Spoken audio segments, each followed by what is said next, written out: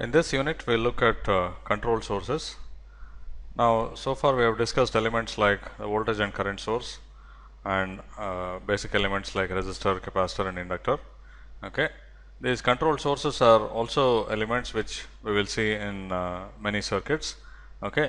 So, unlike a resistor, they do not correspond to some physical entity, but they are most often used as models for abstracting the behavior of more complicated circuits. Okay. So, they are very useful in circuit analysis and circuit design. For instance, an amplifier which is used quite commonly can be thought of as a control source. It is controlled by the speaker's voice or the output from the microphone, and it controls the output that drives the speaker. Okay.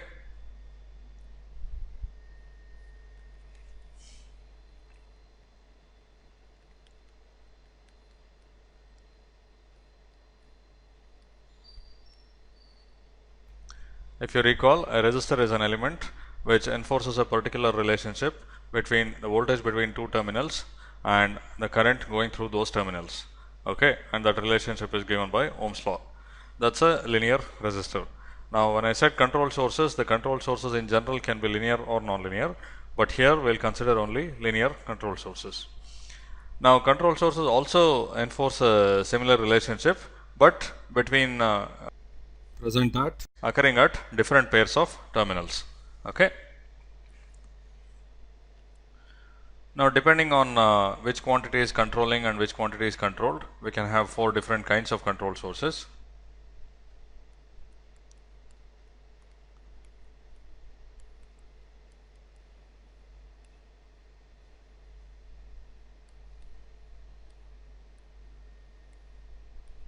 A voltage controlled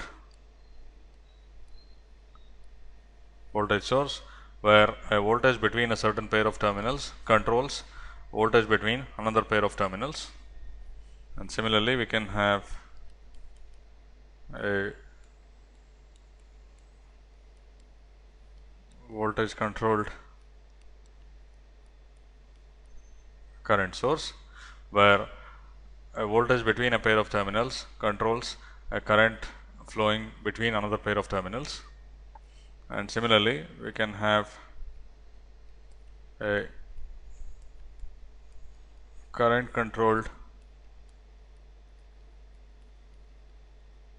voltage source, where a current flowing in a certain branch, usually assumed to be a short circuit, controls the voltage between a pair of terminals. And finally, a current controlled current source, where a current flowing through a certain branch, again usually assumed to be a short circuit, controls the current between a certain pair of terminals. We will take these control sources one by one and see how they behave. Okay.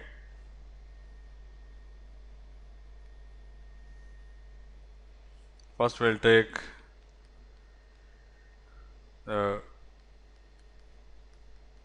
voltage controlled voltage source. Okay.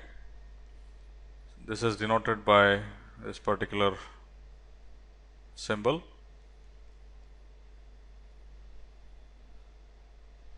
Now, independent voltage and current sources are denoted by a circular symbol.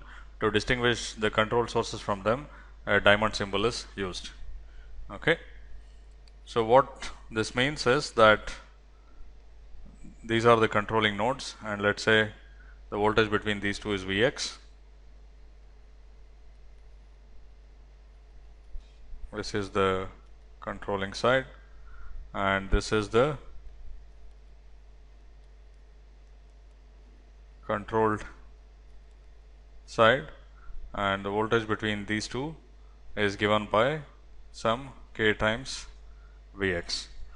Okay. So, this k is a property of the voltage controlled voltage source.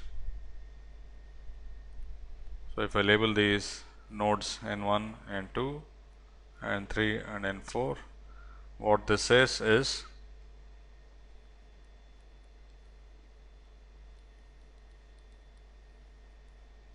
voltage difference between N3 and N4 equals K times the voltage difference between N1 and N2. Okay. So that's the meaning of the symbol, right? Now, first of all, why is this linear? So let's say Vx1 is the controlling voltage. This results in a control voltage which is K times Vx1, and if Vx2 is the controlling voltage, it results in a control voltage K times Vx2. Now, let's say the controlling voltage is alpha times Vx1 plus beta times Vx2.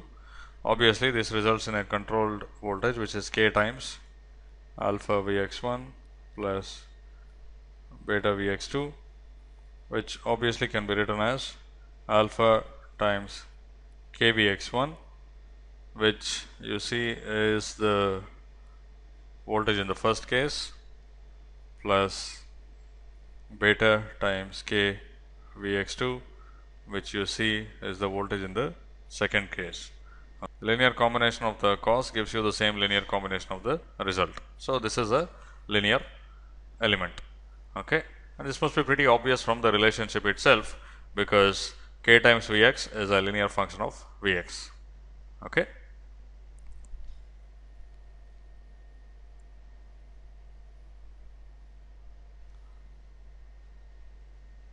As far as this course is concerned, it's about circuit analysis. So some circuits will have these control sources, and you have to analyze the circuits with them in place. So you apply these element relationships.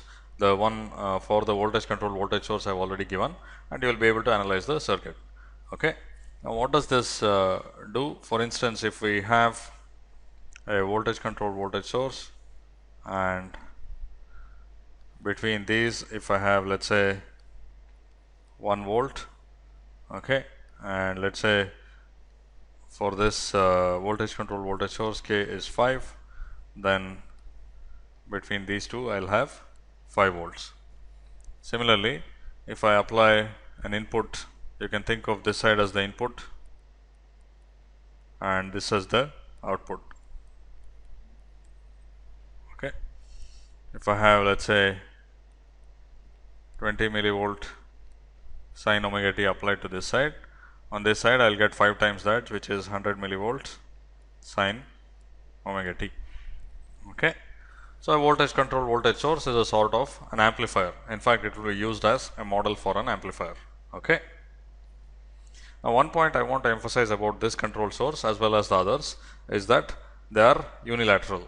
That is, if you take a resistor,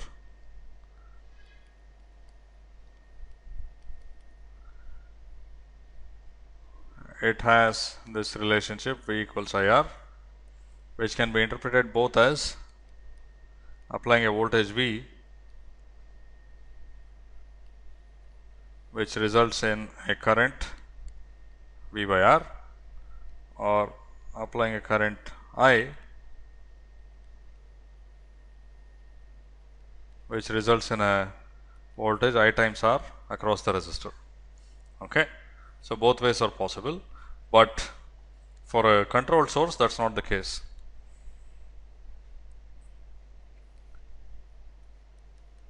You can apply 1 volt on this side and get 5 volts on that side. So in general, you apply Vx on this side and get K times Vx on the other side. Okay, this is the control source. But the other way around,